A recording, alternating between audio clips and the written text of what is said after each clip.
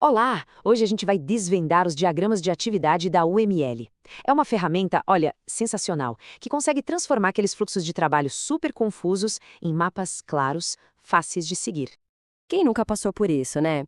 Quando a gente tenta explicar um processo, as etapas começam a se misturar, as condições se sobrepõem e, de repente, a comunicação vira um verdadeiro nó. É um problema super comum quando se lida com sistemas ou processos de negócio. E a solução é exatamente essa: criar um mapa visual. Um guia que mostra cada passo, cada decisão de uma forma que todo mundo entende. E esse mapa tem nome. É o Diagrama de Atividades da UML, a linguagem de modelagem unificada, que é um padrão para a gente visualizar sistemas. Então, vamos começar pelo básico, né? O que é, afinal de contas, um diagrama de atividades? E por que ele é tão bom para modelar o comportamento dinâmico de qualquer sistema? Bem, na essência, o foco dele é o fluxo de trabalho, o famoso workflow. Dá para pensar nele como um fluxograma, só que com superpoderes, sabe?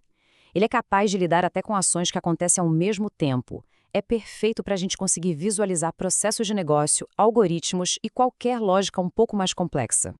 Para construir esse nosso mapa, a gente precisa conhecer as peças básicas.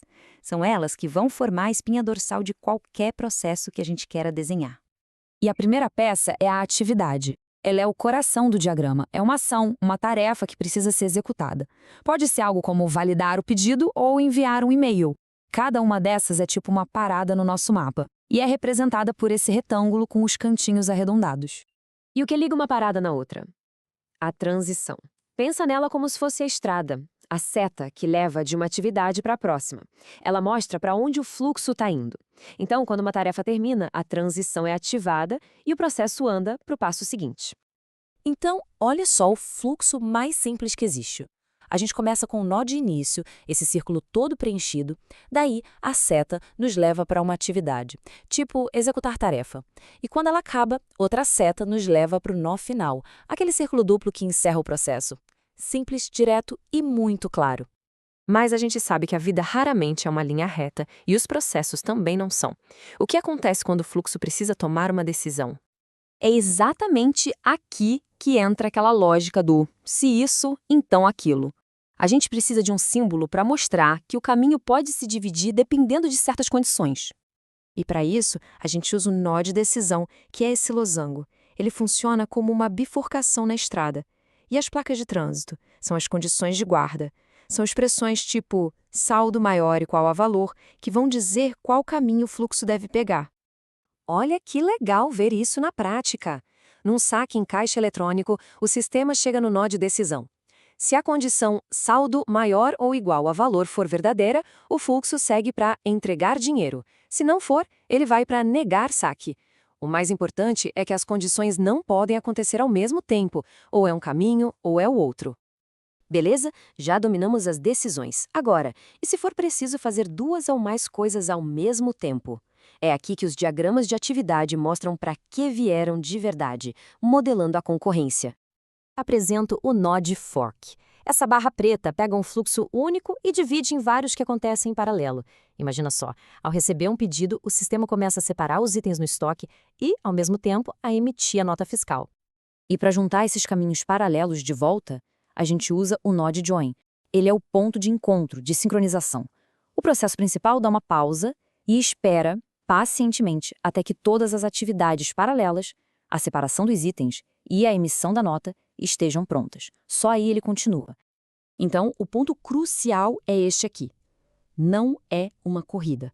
O join garante que tudo vai ser sincronizado. O fluxo só vai continuar quando todas, eu disse todas, as tarefas concorrentes terminarem. Isso mantém a consistência do processo. Nossos mapas estão ficando cada vez mais sofisticados. Mas num processo que envolve vários departamentos, como é que a gente sabe quem é o responsável por cada etapa? É hora de organizar essa bagunça. A resposta está aqui. São as raias, ou swim lanes. Elas dividem o diagrama em colunas e cada coluna representa um ator diferente, como cliente, vendas ou estoque.